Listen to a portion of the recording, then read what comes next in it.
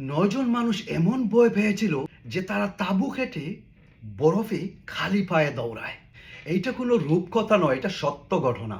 1959 সালে রাশিয়ার এক পাহাড়ে ক্যাম্প করছিল তারা।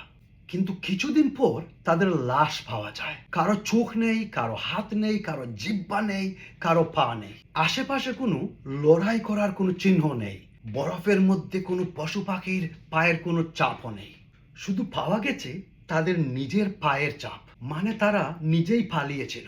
আর এই ঘটনাকে বলা হয় দ্য ডেইটলভ পাস ইনসিডেন্ট, যেটা রাশিয়ার এক পাহাড়ে হয়েছিল। সরকার বা ইনভেস্টিগেশন টিম নির্দিষ্টভাবে কিছুই বলতে পারে, শুধু এতটুকুই জানা যায় যে তারা কোনো একটা জিনিসের কাছ থেকে পালাবার চেষ্টা করেছিল।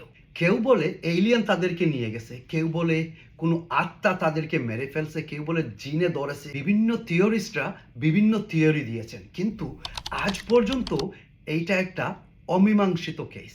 আপনাদের কাছে কি মনে হয় বন্ধুরা? আর সেই গ্রামের গল্প দেখতে ভুল করবেন না, যে পুরো গ্রাম রাতারাতি গায়েব হয়ে গিয়েছিল কানাডাতে। সেইটা আমার প্রোফাইলেই রয়েছে। আসসালামু আলাইকুম।